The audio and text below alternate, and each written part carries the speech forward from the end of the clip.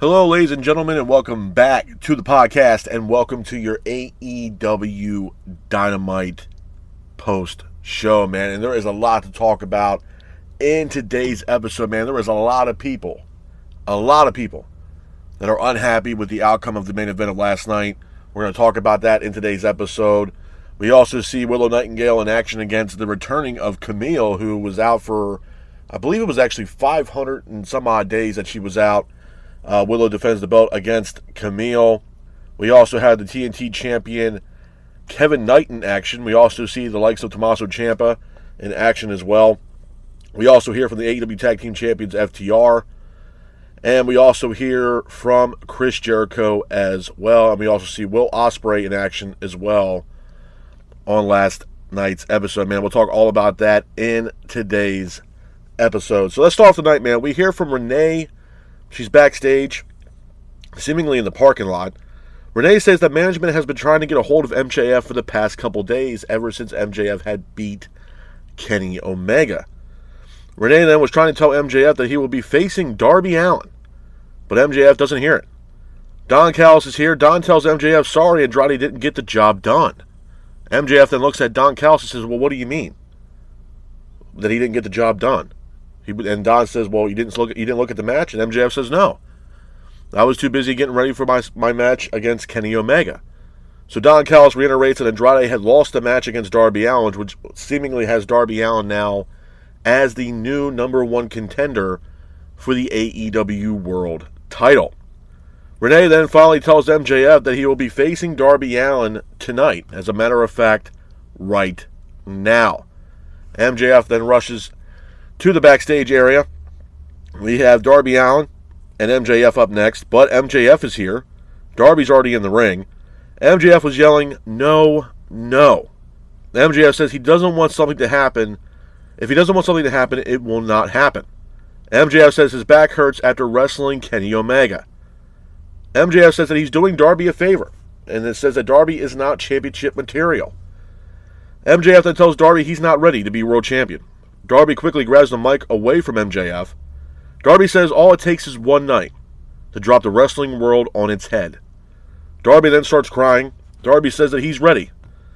He says that he is either going to make it as Darby Allin or fail as Darby Allin.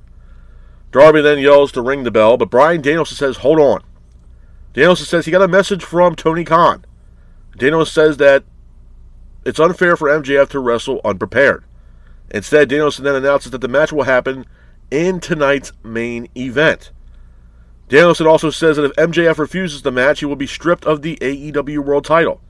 Darby says that he's going to beat MJF with a headlock takeover. Some interesting stuff there between Darby Allin and MJF. And like I said earlier, we will talk more about Darby Allin and MJF later on in the episode.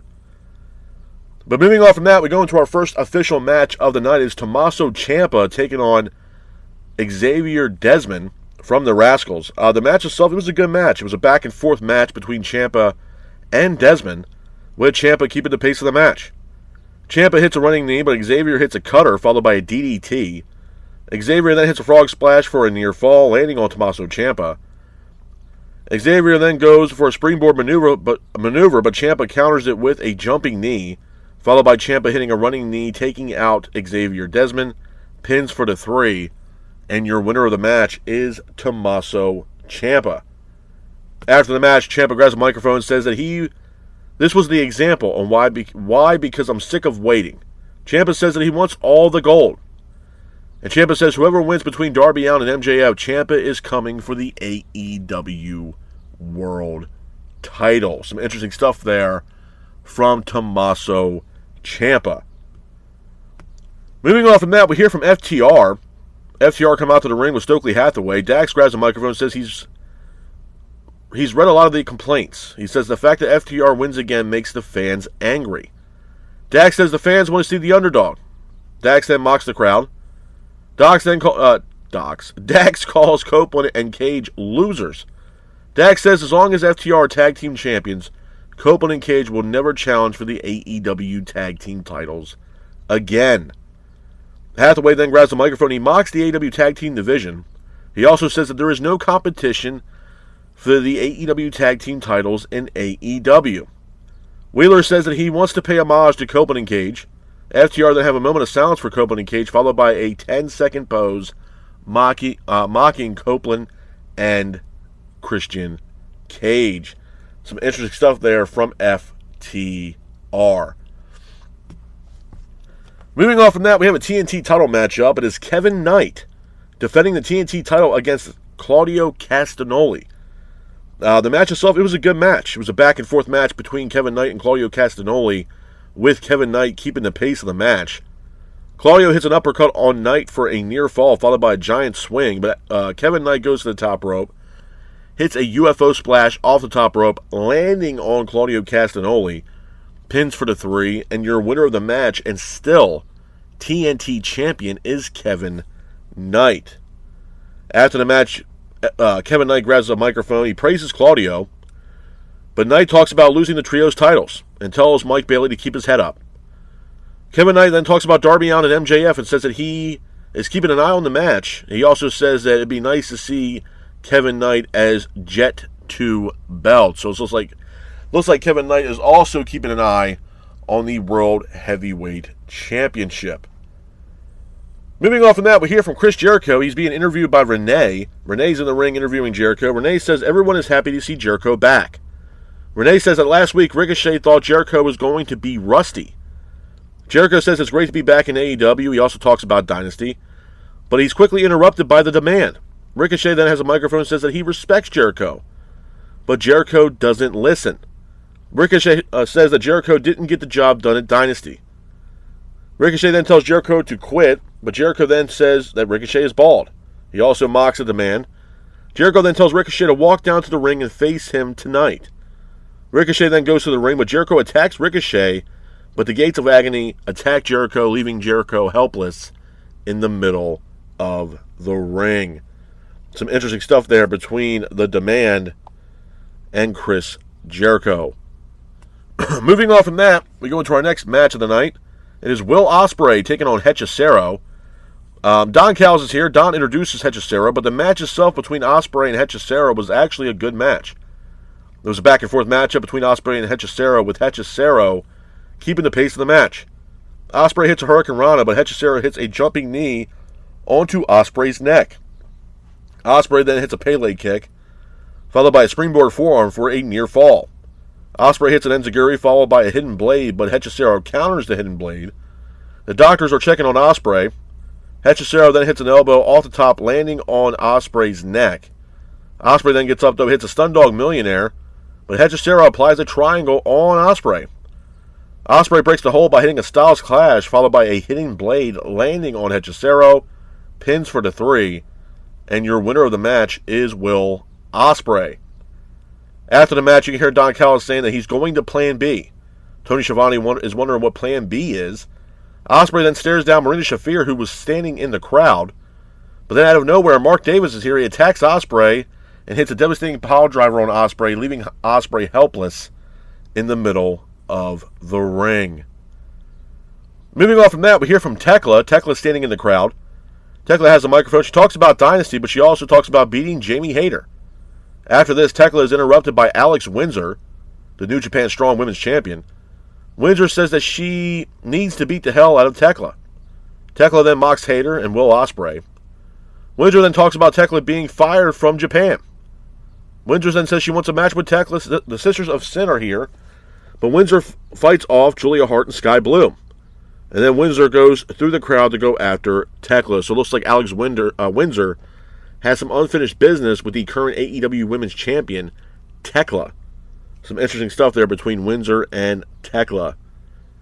Moving on from that, we have a TBS title matchup where it is Willow Nightingale defending the TBS title against the return of Camille.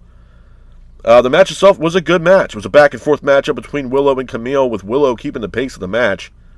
Camille goes after the injured arm of Willow. Willow launches Camille across the ring, followed by Willow hitting a senton into the corner for a near fall. Camille then gets up, hits a jumping leg drop for a near fall, but Willow hits a roll-up on Camille, pins for the 3, and your winner of the match, and still TBS champion, is Willow Nightingale. Hats off to Willow Nightingale for getting the win in this matchup. And moving on from that, we go into our main event. It is MJF defending the AEW World Championship against Darby Allin. You can see Darby walking backstage, and he is greeted by none other than Sting. Sting asks Darby, "Are you ready?" Darby then looks at Sting and says, "It's showtime." Darby then goes to walk to the ring, but Sting stops him and says, "No. It's your time now." The match between Darby and MJF, I thought was a decent match. It was a back-and-forth match with Darby keeping the pace of the match. MJF says he forgot the Dynamite Diamond ring, and he gives it to the referee. MJF then hits a low blow on Darby, but Darby hits a low blow of his own on MJF. Darby then hits a Scorpion Death Drop, followed by multiple coffin drops, landing on MJF. Darby then hits a headlock takeover, pins for the 3, and your winner of the match is Darby Allin. After the match, you can see the AEW roster coming out to the ring. Darby is getting the Lex Luger treatment. Sting is here, and then Sting and Darby both hug in the middle of the ring. Couple of things I want to talk about with you guys about as far as AEW Dynamite is concerned before I get the hell up out of here, man. I'm going to be honest, and after I watched this match, man, there's been a lot of people that have either praised what happened last night or a lot of people that are immensely pissed off with how things went down last night. I'm going to be honest, man. I am in the camp of being pissed off. And I'm trying to do whatever I can to hold my composure of not going on some epic rant about what happened last night on AEW television. And I sat down and thought about everything that transpondered last night on Dynamite. Wondering why, what the fuck happened, what the hell are we doing here? And honestly, bro, so I'm going to start with this. Obviously, the elephant in the room, we're going to talk about Darby Allin and MJF. And I told you guys that's one of the biggest things we're going to talk about in today's episode. So we kick off Dynamite last night. We see Renee backstage. Renee has mentioned that management has been trying to get a hold of MJF now for the past couple days.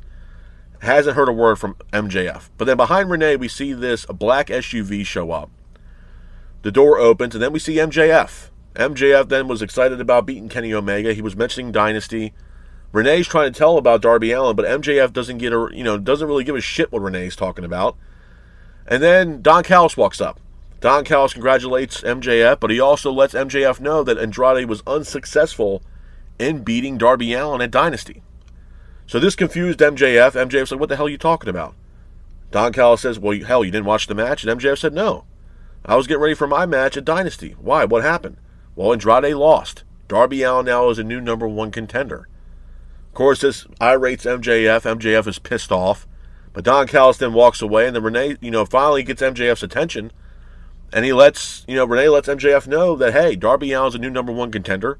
He wants that match tonight. And as a matter of fact, that match is going to happen right now. So MJF walks away from the interview from Renee. He's trying to make it to the backstage area so he can, get to the ring. And then he's yelling, "No, no, no. I'm not ready. I'm not ready to wrestle tonight. I just went through a match with Kenny Omega," which, by the way, was probably one of the best matches that we've seen from Omega since he's been back dealing with diverticulitis. So I'll give him that.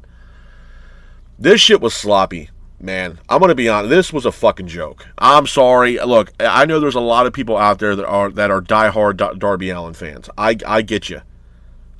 Trust me, I'm hearing what y'all are talking about. Oh, it's about damn time, and he's going to be a great champion. Bro, Darby Allin. A couple things about Darby. Darby Allin hasn't done a goddamn thing, bro, to really grant him an opportunity at the world title. I know some people are going to say, "Well, bro, he just beat Andrade at Dynasty." Yeah, he did. But what the hell did he do before that? Nothing. He was getting his ass kicked by the Death Riders and most notably the War Dogs, most specifically Gabe Kidd, that was beating the shit out of Darby Allin on the regular. So he gets this opportunity with Andrade. He beats Andrade at Dynasty and gets himself an opportunity at the AEW World title. Then we get to Dynamite last night. Dynamite being, in Everett, Washington? Obviously, Darby Allin's from the Seattle area, so this was his hometown crowd, his home state. And how things were aligning up with what Renee said, the fact that we also saw, I think seeing Sting to me was the icing on the cake, knowing that Darby Allin was going to walk out as AEW World Champion. Mind you, the match went about, 5 fucking minutes? I mean, we're talking, and here's the other thing that pisses me off too, bro, and I got to say this. The fact that MJF had a decent title reign, okay? The fact that we get to this match with Darby, and being that MJF is, at the time, the current AEW World Champion, you have Darby have this match with MJF and squash MJF in about 5 minutes with a Scorpion Death Drop and multiple coffin drops for Darby Allin to secure the win against MJF. What the fuck does this do for MJF? It makes MJF look like a goddamn clown. Number one. Number two, the reason why you gave Darby this match, and the fact that Darby is now AEW World Champion, is because you guys were in the state of Washington. Now, if you go back to what the fuck I've been saying, Darby should have won the title against Bryan Danielson when they were in Tacoma, Washington for Wrestle Dream. Instead, it was Jon Moxley versus Bryan Danielson, which originally started this whole Death Rider bullshit that we've been getting from Jon Moxley. Not for nothing, folks, AEW is behind the 8 ball when it comes to Darby Allin. Darby Allin was red hot on the tail end of Sting's career. The retirement match at Revolution, the fact both those guys went out on top, became AEW Tag Team Champions, and then Sting rode off into the fucking sunset and retired. Darby then says, you know what, since Sting's, retired, I'm going to take this hiatus for 6 months to a year. I'm going to go climb Mount Everest. At a time where Darby Allin, at that time, was red hot. We're talking about a Darby Allin now, bro, that's been seemingly getting his ass kicked by the Death Riders, as well as the War Dogs, and now he became AEW World Champion. On top of the cringy-ass WCW 2.0 moment, where we have him win the title, and half the fucking AEW roster, or a quarter of the AEW roster, comes out and celebrates with Darby Allin like it's the best thing since sliced bread. Bro, when I saw that, it was so hard for me to watch that because I was like, dude, this is fucking cringy. Darby's getting the Lex Luger treatment. If you guys go back in time like I do, when Lex Luger beat Hollywood Hulk Hogan for the WCW World Heavyweight Championship on an episode of Nitro, and you saw half the goddamn roster from WCW Nitro come out and celebrate with Lex Luger. They're, lifting him up over the shoulders, and they're all celebrating. They're all having this big-ass moment, parade, confetti's going off and all this shit. It's literally the same fucking thing we saw last night. And I'm supposed to believe that Darby Allin's supposed to have this elaborate fucking title reign, right? When the guy has been getting his ass kicked for months. And then you have these, and here's the other fucking thing too, man. I gotta say this. You'll have these fucking people out here saying, oh, bro, let the story play out. What fucking story? What story to play out? There was no story that played out for the match leading us to this matchup last night for Darby and MJF. This match happened like a fart in the wind. Well, Darby beat Andrade. Now Darby gets a title shot. There's no fucking story. The only story that was going into this matchup was the fact that they were going to get the win. Darby was going to get the win over a headlock takeover. There's no fucking story. There's no intrigue. And the other reason why there's no story or intrigue to this fucking match is because Darby Allin has been fucking ice cold like Mount Everest, the mountain that he climbed to plant the AEW flag on. Ice cold. This was a fucking joke last night. Coming from a statement that Tony Khan had made not too long ago that he wants to take matters into his own hands. Was last night a part of that? Because my God, bro, that shit fell flat on its ass last night. It was so fucking predictable, bro. Oh, they're going to be in Everett, Washington. And fucking Darby Allin's from Seattle. We're going to put the belt on Darby on Dynamite tonight. In a 5-minute squash for your former AEW World Champion, who's seemingly been carrying this company on his fucking back. A guy who's been keeping the fucking lights on for AEW while AEW's been dealing with bullshit and injuries that's also hindering this fucking company. 5-minute squash. If that. I mean, come on, bro. Like, what the fuck are we doing here? What are we doing? Seriously. Where's the story? Where's the intrigue? And like I said, is Darby supposed to have some elaborate fucking title reign? Because, look at the narrative, folks. You want to talk about story, and people out here are, oh, let the story play out. I'm going to give you guys a scenario here. And I'll let you guys decide if I'm right or if I'm wrong or not. Last night, Dynamite, the episode of Dynamite last night was live from, I believe, Everett, Washington. Darby is from the Seattle area, okay? Darby wins the belt in Washington last night, okay? Crowd erupts. Obviously, he gets a hometown, ovation from the crowd, everything else like that. Great. But guess what's coming up around the corner? Double or Nothing. Guess where Double or Nothing's taking place? New York. I think it might even be Queens, New York. Taking place in New York next month. Guess who's also from the state of New York? MJF. So are we actually doing this shit where Darby's going to hold on to this belt for maybe a month? Or about a month. Until we get to Double or Nothing where he's going to drop the belt to MJF because they're in MJF's hometown. And that's going to be the rematch between Darby and MJF. And then we get MJF versus Will Ospreay at Wembley, being that it's in England. And then Ospreay goes over and beats MJF, and Ospreay becomes a new AEW World Champion after Ospreay wins the Owen. Is that what the fuck we're doing here? Honestly? I mean, God, bro, it was so fucking cringy, man. Really. Honestly. Oh, well, we're going to be in the state of Washington. Darby's from Seattle. Let's put the belt on Darby. You're behind the 8 ball. You're behind the 8 ball with Darby Allin. Darby Allin should have been AEW World Champion when he should have beat Bryan Danielson in Tacoma and became AEW World Champion. Hell, Darby won the fucking belt last night on an episode of Dynamite. Couldn't even win it at the pay-per-view. Darby Allin's ice cold, folks. I'm sorry. Darby Allin hasn't done shit. Hasn't done a goddamn thing. You beat Andrade. Fantastic. But before Andrade, you were getting your ass kicked by the Dogs and by the Death Riders. And I'm supposed to believe that this guy's a number 1 contender. Come on, bro. The reason why Darby Allin is also in the position that he is in right now is because Adam Page and Swerve are off TV right now. Samoa Joe was also out with injury. 3 of your top stars in the main event scene for AEW. Will Ospreay is trying to get himself into the main event scene. Kenny Omega. We don't know what's next for Omega.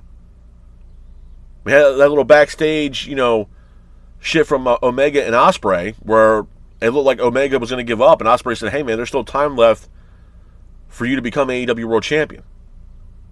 This shit with Darby last night fucking sucked. I'm sorry. And Darby Allin, for what it's worth, Darby Allin's a good talent for AEW. And like I said, the biggest problem I have with this is 2. A, you had a glorified squash match for Darby Allin last night against MJF. 2, you're giving the AEW World title to a guy who is ice fucking cold. I'm sorry. How much intrigue can you honestly get out of this match with Darby being a new AEW World Champion when the guy really hasn't done shit for the past, I don't know how many months now? He's been getting his ass kicked more than he's actually won matches. And again, if conspiracy theories are correct, Darby wins the belt in Washington, and the next big pay-per-view, folks, is Double or Nothing in New York. Guess who's from New York? MJF. So what, is Darby going to hold the fucking title for a month until we get to Double or Nothing where he's going to drop it back to MJF? Come on, man. Come on. That's fucking cringy. It's cringy. That right there is lazy-ass booking. 100%. Lazier than shit. And we're supposed to, and as the fans, we're supposed to get behind this shit. And that's why I said, bro, there's so many content creators out there, and they know who they are. You see it on Twitter, you see it on everything else, where they're like, oh, man, let the story play out. Just breathe, folks. Breathe about what, bro? The fact that they shit the bed with this last night?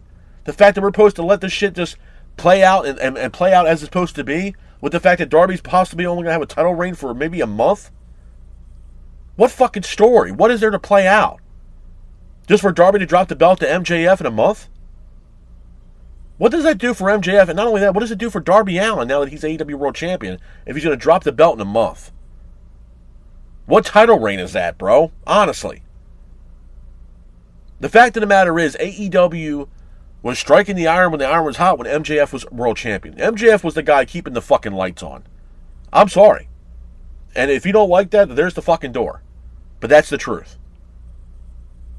Darby Allin is a shell of his former self before he left to climb Mount Everest. That's a fact.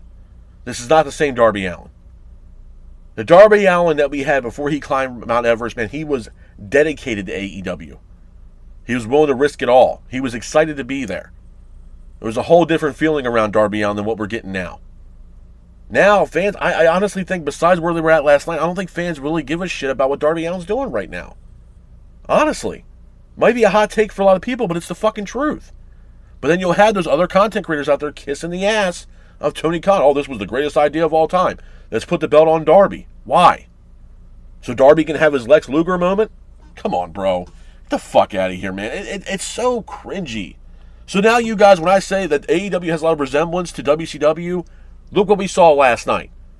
Look at what we saw last night. And then if you guys could somehow find the episode of the Nitro episode between Lex Luger and Hollywood Hogan, there's a lot of resemblance there to that matchup. Both matches, folks. A lot. Darby winning the belt last night in AEW was like them beating the biggest, like it was a weight lifted off their fucking shoulders. In a good way. When MJF was carrying this company on his fucking back. Like, what are we fucking doing here, man? Sometimes you gotta feed the hot hand. And Darby Allin's not it. It's not it. But like I said, you'll have people out there, oh man, let it play out. Breathe, bro. Let the story play out. What fucking story? What story, bro? That Darby becomes a new AEW World Champion just to drop the belt in a month to MJF and Double or Nothing? What story? A story for a guy who's been ice cold for months. Who hasn't even really been in the main event scene on AEW Dynamite. He's barely getting matches. And the matches that he's getting is either with the Death Riders or the War Dogs, or most notably Gabe Kidd. Come on, bro. You fight one top contender in Andrade, you automatically get a fucking title shot? Come on, man. Come on. I had rather seen Andrade versus MJF at Double or Nothing than Darby Allin versus MJF in a rematch for the AEW World title. Honestly. But no, we get Darby Allin. Bro, you're a day late and a dollar short. Again, I'll go back to when they were in Tacoma. On pay-per-view. Darby Allin should have won the belt then. Imagine what AEW would have looked like now if Darby would have won the belt then. There probably would have been no Death Rider bullshit. And especially not, with the Death Riders not, dragged out as long as it has been. Where Jon Moxley had the AEW World title in a fucking briefcase for God knows how long. Hell, he probably fucking pawned it off, or at least tried to pawn it off. We didn't even see that fucking title for, dude, it's been like a year. Months to a year. Because the title was in a fucking briefcase. We weren't even having title defenses on Dynamite. Why? Because the title was locked away in a fucking briefcase. Like, what the fuck are we doing here, man? And like I said, with Moxley, it wasn't like he had that title reign, but it was fucking awful. He had a belt locked in a briefcase. Some people thought, like I said earlier, they thought Jon Moxley is walking around with an empty briefcase, and Moxley, pawned off the fucking title for money. Like, what are we fucking doing here, man? What is the logic behind Darby Allin winning last night? What, just to run it back in New York for Double or Nothing for MJF to go over? What kind of fucking title reign is that? What kind of title reign is that? Oh, and then we see Sting. Yeah, it's great to see Sting. Great. But I knew the minute we saw Sting, I knew for a fucking fact that Darby Allin was going to walk out as AEW World Champion. 100%. 100%. And the fact that they were in Washington last night, it was icing on the cake, bro. Icing on the cake. Like, what are we fucking doing here? Where is the logic with Darby Allin winning the belt last night? And on top of that, beating MJF in the matter of the way that Darby Allin did. Glorified 5-minute squash. Of the time of your current AEW World Champion. So how the hell does that make MJF look? Makes MJF look like a shithead. Honestly. It makes him look like a fucking punk. And Darby Allin, I'm ready for the belt and everything else. Yeah, bro, at one time the fans were behind what you were doing. And this was before you climbed Mount Everest, bro. You're as ice cold as the goddamn snow on that fucking mountain right now. Nobody gives a fuck. Nobody cares. I sure as fuck don't. I don't. I think this was a bad decision on AEW's part to crown Darby Allin the new AEW World Champion. I'm sorry. For what? What's the fucking reason behind it? Because you got to win over Andrade. Come on, man. Come on. It's a fucking joke. It's a joke. And then, like I said, the icing on the cake for me was Darby Allin getting the Lex Luger treatment. The roster comes out, they're, rejoicing with Darby, they're celebrating with Darby like he beat the big bad wolf of AEW. Come on, bro, what the fuck are we doing? At the end of the day, like I said, MJF was keeping the fucking lights on for this place. And call me a conspiracy theorist or not, but the way things played out last night with Darby winning the belt in Washington, knowing that we're going to Double or Nothing in New York, and MJF is from New York, is Darby just going to drop the belt to MJF in a month at Double or Nothing? And they're going to run this shit back in a rematch where MJF goes over? And if that's the case, okay, cool. But what does that really do for Darby Allin? In a bullshit title reign, if you want to call it that, when he's only holding the title for a month, if my predictions are correct. What the fuck is the point? What is the point? I mean, it's fucking laughable, man. I don't get it. I do not get it. But like I said, everybody, let it play out, bro. It's a story. What is there to play out, man? What is there to play out? Darby won the belt in his home state. Great.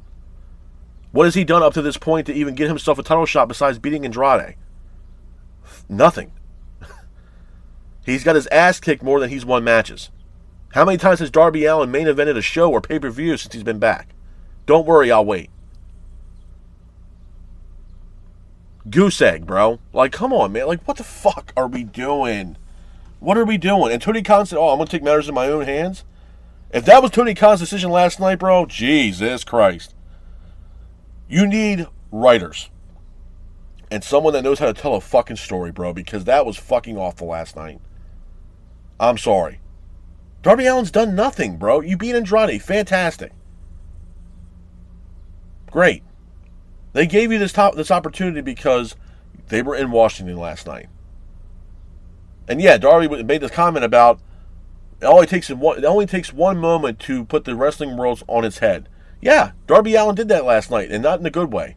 A lot of people that have a decent brain cell in their mind realize that decision last night was a horrible decision. From across the board, bro. This is the change that we're talking about. Darby Allin becoming new AEW World Champion. The roster comes out and rejoices with Darby Allin like he's Lex Luger 2.0. What the fuck are we doing, man? It's cringy, bro. It's absolutely cringy in the fact that we're seeing this shit play out on television week in and week out for AEW. Honestly. And the thing of it is, bro, is I even told you guys before that I am one of the I'm one of the ones that are trying to find the best out of AEW. I'm not trying to sit here and shit on it every single week, continuously and constantly every single week. It gets old, folks. I try to do whatever I can to find something that I actually enjoyed from this show. I can't sit here and say that I honestly enjoyed anything from last night's show. Honestly. And it sure as hell wasn't a Darby Allin MJF situation. At all. At all. Now, there's certain things I was happy about. I'm happy that Kevin Knight is the new TNT champion. I praise Kevin Knight. Kevin Knight is the future of this business. Him being TNT champion and the way that he wrestles, he's the future. Absolutely. I'm very happy for Kevin Knight and the fact that he is TNT champion. I even pitched an idea that maybe Kevin Knight turns heel and joins the Hurt Syndicate. Not against that either. Kevin Knight is the future of AEW. And hopefully Tony Khan and the powers be see that this guy is the future of this business. So I was happy about that, absolutely. Absolutely. But besides that, the rest of this card, dog shit. Camille versus Willow, I can give a shit less, bro. I give a shit less. There needs to be change, and this is the change that we got last night. Darby Allin winning the AEW World title with a, 5.5-minute squash to MJF. Just to drop the belt and a month later to MJF and Double or Nothing. And if that's the case, and that's the route they're going, bro, then this shit is absolutely lazy-ass booking. Honestly. Lazy. So I was not thrilled with last night's show, bro. I thought the show was shit, to be honest with you. I didn't want to go on this, immense epic rant about this shit because it's just, at the end of the day, bro, I'm just exhausted about the shit with AEW, man. I'm just, at this point, almost nothing surprises me anymore. At this point. They don't think about the bigger picture. There's no long-term storylines. It's just what you see is what you get. And last night was a WCW 2.0 moment with the half-ass celebration that Darby Allin got, just like Lex Luger did when he beat Hollywood Hulk Hogan on an episode of Nitro, bro. It was absolutely fucking cringy. I'm sorry. It's cringy. And I'm sorry, but Darby Allin at this moment is ice cold. I think, honestly, my opinion about Darby Allin winning the AEW World title probably would have been a lot different back at Wrestle Dream when they were in Tacoma than what it is now. Because at one time, Darby Allin was red hot. Now he is ice cold, bro. I'm sorry. It's just, I don't know, man. I feel like it was a forced agenda last night, and they just didn't give a shit how it was going to play out. No matter what, Darby Allin was walking out last night's show as the AEW World Champion. Let's bring in Sting to hype up Darby Allin and get him excited for the match. They were trying to do everything they can to sell this match to the fans there on television, the fans in the arena, or wherever the hell they were at last night in Washington, to get behind Darby Allin winning the AEW World title. I can give a shit less, honestly. This was a joke, man. I don't know. I honestly, legitimately, I don't get it. I really don't fucking get it. No storyline, no significant push. You give the belt to a guy who's ice cold. They're not telling a story. You have a glorified squash match with Darby Allin and Scorpion death dropping, about 4 or 5 goddamn coffin drops for Darby to secure the win. What does this do for MJF? Honestly. This guy was one of the guys that would keep the fucking lights on for this company. We're going to drop the belt in 5 minutes for MJF, and Darby Allin's going to go over. Come on, bro. Come on. What a fucking joke. What a joke. And I'm supposed to believe that Darby Allin's a suitable champion and is going to have this elaborate title reign. I don't see it. I don't. I'm predicting right now that Darby Allin is going to be defending that belt at Double or Nothing against MJF, and Darby's going to drop the belt. I don't see Darby Allin having this long, elaborate title reign. I just don't. I don't. And honestly, I'm not. If that was the case and his title reign was short, I'm all for it. He's not ready, bro. I'm sorry. He's not ready. AEW fan base are not ready for Darby Allin to be world champion. I think they're behind the 8 ball with that. I think the fact that they didn't strike where the iron was hot. The iron was hot when they were in Tacoma, Washington for Wrestle Dream, where it should have been Darby Allin versus Bryan Danielson. Danielson put over Darby Allin at the pay-per-view, and for the first time ever, Darby Allin becomes his first time ever being AEW world champion. It sold itself. Not some bullshit episode of Dynamite in Everett, Washington, and we're going to crown Darby Allin the new AEW world champion. It's lazy, bro. It's absolute laziness. It is. And at times it's hard to watch.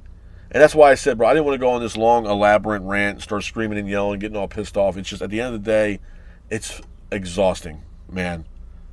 It is. It's absolutely exhausting. You're trying to find the positives out of the show, and it's really hard to find something that you legitimately enjoy watching because the show is so fucking bad.